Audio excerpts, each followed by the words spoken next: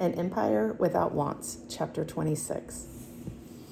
The navigating powers in the West would never be satisfied with mere ritual recognition. From earliest times, they went in search of whatever they lacked. For the perfumes of Araby, the silks of China, and the spices of India, the ships of the ancient Roman Empire plied the Indian Ocean. The best Roman cookbooks required pepper for nearly every recipe. As the satirist Persius, AD 34 to 62, observed, the greedy merchants, led by lucre, run to the parched Indies and the rising sun. From thence hot pepper and rich drugs they bear, bartering for spices their Italian ware. Roman coins were scattered over Asia, and the gold treasures of the Han dynasty found their way to Rome. By the end of the 15th century, when the Portuguese led the way to Asian seas, pepper was no longer a luxury table condiment, but a staple of the European kitchen. The need for pepper was a byproduct of the European system of animal husbandry. Without a satisfactory winter fodder, which would not be developed yet for several centuries, European farmers could keep over the winter only the few animals needed for draft and for reproduction. Meat from the others, which had to be killed, was generally preserved by salting, a process that required large quantities of pepper in addition to salt to inhibit the unpalatable effects of the salt itself. In the early 19th century, when the British Empire's silver was being drained east to pay for silk, tea, and lacquerware, the British East India Company shrewdly introduced opium, which they could import to China from India and elsewhere, as a new medium of exchange. While solving their foreign exchange problem, they set stage for the Opium War, 1839 to 42, which brought the decisive foreign occupation of China. But back in the age of Chang Ho, in the early Ming Dynasty, the Chinese had no such wants. Characteristic European products like woolen cloth and wine also had little charm for them. The proclamations that Chang Ho carried to foreign potentates boasted that the rest of the world had little to give except their awe and their friendly alliance. It was not asceticism but complacency that stultified Chinese exploration. Even while they made it a crime to reach out for foreign products, they expressed supreme confidence in their natural immunity to enlarged desires. A 17th century Chinese treatise on navigation boasted, "Coming into contact with barbarian peoples, you have nothing more to fear than touching the left horn of a snail. The only things one should really be anxious about are the means of mastery of the waves of the sea, and, worst of all dangers, the minds of those avid for profit and greedy of gain." For long centuries, the Chinese obstinately resisted alien desires, a contagion from the West. When the first British diplomatic representative, Lord Macartney, arrived in Peking to open trade with China, the response of the Manchu emperor was hardly encouraging. "There's nothing we lack," the emperor observed in 1793, "as your principal envoy and others have themselves observed. We have never set much store on strange or indigenous objects, nor do we need any more of your country's manufactures." Since by definition the Central Kingdom would not be interested in other countries' staple products, Chinese interests would have to focus on rarities and curiosities. These did not shape the economy, but brightened the imperial cabinet and the imperial zoo. During the reign, AD 8 to 23, of Emperor Wang Mang, the capital was delighted when a tributary state brought a live rhinoceros. Chinese tales from Madagascar elaborated reports of the enormous peang bird, or griffin, which Marco Polo said could consume an elephant. And now, in the wake of Chang Ho's expeditions, lions, tigers, oryxes, nilgais, zebras, and ostriches were delivered by foreign ambassadors to the imperial zoo. The spirit of Chang Ho's expeditions was nowhere better summarized than in the reception accorded one of the most spectacular of these imported zoological curiosities. On September 20th, 1414, the tribute that arrived from Bengal for the emperor was an animal never before seen in China, a giraffe. No other foreign product, animal, vegetable, or mineral, had made so great a stir. The immediate response of the court was not to exclaim over the wonders of a country where such strange beasts grew. Instead, the occasion exercised the Chinese capacities to see the world in the mirror of China. The giraffe brought an orgy of self-congratulation, ingeniously nourished by all the rich resources of Chinese folklore, religion, poetry, and chauvinism. The giraffe, as we all know, is an animal of extraordinary and charming design. To Western eyes, even in the 16th century, such an animal lent romance to its native habitat. But this was not the view of the Ming Dynasty Chinese, the Board of Rites, the Imperial Academy, and other courtiers. Some convenient coincidences confirm their interesting conclusions. In the language of Somali, the East African country where giraffes come from, the giraffe is called girin. To the Chinese, this word sounded very like Kalin, modern pronunciation Chilin, their name for a legendary animal resembling the Western unicorn. The graceful, pure white unicorn, symbolizing virginity and often associated with the Virgin Mary, was featured on hunting scenes and tapestries of the late Middle Ages and the Renaissance. In Chinese folklore, the unicorn had wider, even a cosmic significance. The appearance of a qilin was more than a good omen. It showed heaven's favor and proved the virtue of the ruling emperor. Under a perfect regime, the cosmic forces would manifest their surplus energy in the creation of extraordinary beings like dragons and qilins with wonderful, beneficent powers.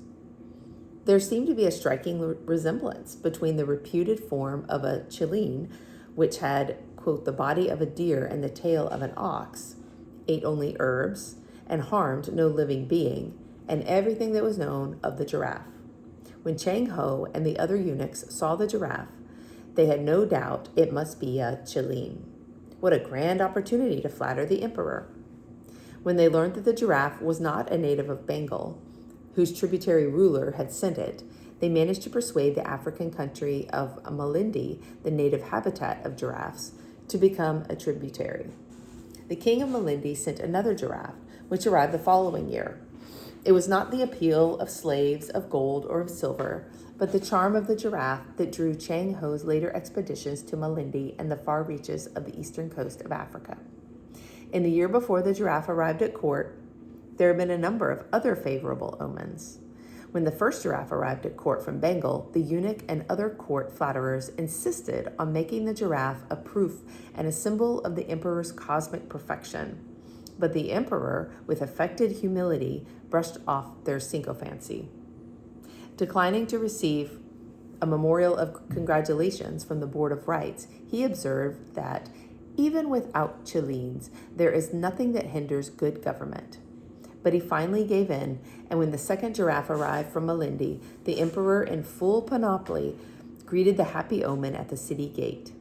There he modestly acknowledged, after all, that the qilin did certify the abundant virtue of the emperor's father and the devotion of his ministers, and signaled that they continued to cling to virtue. So wonderful an event gave the Imperial Academy an opportunity to express their adulation. One of their addresses reads as follows: Respectfully, I consider that your majesty succeeded to the Emperor Zaizu's grand heritage, and that your virtue transforms the world and causes the three luminaries to follow their regular course and all living souls to perform their duty. Consequently, a So-Yu, vegetarian tiger, has appeared. Wonderful ears of grain are produced. Sweet dew has descended. The yellow river has been clear, and savory springs have gushed forth. All the creatures that spell good fortune arrive. In the 9th month of the year Cha Wu of the Young Lo period, 1414, a qilin came from the country of Bengal and was formally presented as a tribute to the court. The ministers and the people all gathered to gaze at it, and their joy knows no end. I, your servant, have heard that when a sage possesses the virtue of the utmost benevolence so that he illuminates the darkest places, then a qilin appears. This shows that your majesty's virtue equals that of heaven. Its merciful blessings have spread far and wide so that its harmonious vapors have emanated a qilin as an endless bliss to the state for a myriad years. I, your servant, joining the throng, behold respectfully this omen of good fortune, and kneeling down 100 times and knocking my head on the ground, I present a hymn of praise as follows. Oh, how glorious is the sacred emperor who excels both in literary and military virtues, who has succeeded to the precious throne and has accomplished perfect order and imitated the ancients. After a lengthy paean to the emperor's perfection, there follows a paean to the giraffe. Truly was produced a Chiline whose shape was high 15 feet, with the body of a deer and the tail of an ox, and a fleshy, boneless horn, with luminous spots like a red cloud or a purple mist. Its hoofs do not tread on living beings, and in its wanderings it carefully selects its ground. It walks in stately fashion, and in its motion it observes a rhythm. Its harmonious voice sounds like a bell or a musical tube. Gentle is this animal, that in all antiquity has been sent but once. The manifestation of its divine spirit rises up to heaven's abode. The world's curiosities have become mere symptoms of China's virtue. So was revealed a Chinese wall of the mind against the lessons of the rest of the planet. The Emperor Yung Lo, celebrated by the appearance of the Chiline, it was said, received more missions from foreign countries than any other emperor in Chinese history. But the Chinese had developed a traditional immunity to the world experience. Confucian teachings would accommodate and sequester the most astonishing novelties. No less remarkable than Chang Ho's far-flung naval enterprises themselves was the suddenness with which they came to an end. Had this Chinese Columbus been followed by a procession of Chinese Vespucci's, Balboas, Magellans, Cabots, Cortezes, and Pizarros, then the history of the world might have been quite different. But Chang Ho had no successor, and Chinese naval activity abroad came to a sudden halt. Energies formerly spent sending out expeditions were all at once spent enforcing withdrawal. The Europeans' race for colonies and their quest for terra incognita had no counterpart in modern Chinese history, and the exploring spirit remained alien to China. Chinese reclusiveness was an old story. The Great Wall, which goes back to antiquity, the 3rd century BC, was given its present form in the Ming Dynasty in the age of Chang Ho. There is nothing like it in scale or in chronological continuity anywhere else in the world. The spirit of the Great Wall was expressed in countless other ways. One was with the Great Withdrawal, and when the emperor forbade his subjects to go abroad. Chinese seen outside their country were there illegally, and indiscreet travelers were punished with beheading. Chang Ho's grand 7th voyage was China's last. His return home in 1433 marked an end to his country's organized seafaring adventures. An imperial edict in that year, and others that followed, 1449, 1452, imposed increasingly savage punishments on Chinese who ventured abroad. Of course, there were practical reasons for the Great Withdrawal. Adding and maintaining tributary states was costly, for as we have seen, the burden of the Chinese tribute system lay mostly on the receiver. Impressing so many countries at such a distance was a heavy expense with meager economic return. Was so costly an ego trip for the nation, for the emperor, and for his eunuchs really necessary? If China really was the all-perfect center, was not such expensive reassurances superfluous? Opposition to Chang Ho's exploits was only another skirmish in the age-old battle of the Confucian bureaucrats against the court eunuchs. The centralized bureaucracy, dominated by scholars in the Confucian tradition, had been one of the most precocious of the Chinese achievements. The bureaucrats sensibly argued that the imperial treasure be spent on water conservation projects to help farmers, on granary projects to forestall famine, or on canals to improve internal communication, not on pompous and reckless maritime adventures. What had these brought in besides a few precious gems and useless curiosities like rhinoceroses and giraffes? Some incidental advantages did come from opening communications with all the countries around the Indian Ocean and the China Sea. But the Chinese balance of trade remained adverse, and when a drastic currency depreciation brought paper money down to 0.1% of face value, overseas trade relations could be kept up only by exporting gold and silver. Meanwhile, the 1,000-mile-long Grand Canal reaching from Tientsin in the north to Hangzhou in the south, begun 2,000 years earlier, was perfected into a full capacity all-season seaway. Canal shipping displaced the seafaring vessels formerly needed to carry food from one part of the country to another, and maritime transport of grain was abolished. At the same time, threats from Mongols and Tartars on the northwest frontiers required heavy military expenditures.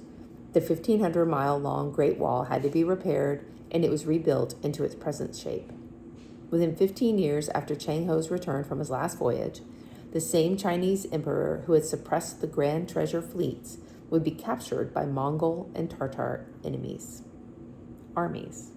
By 1474, the main fleet of 400 warships had declined to 140. Shipyards disintegrated, sailors deserted, and shipwrights, fearing to become accomplices in the crime of seafaring, were hard to find. The ban on foreign maritime ventures was extended to include coastal shipping.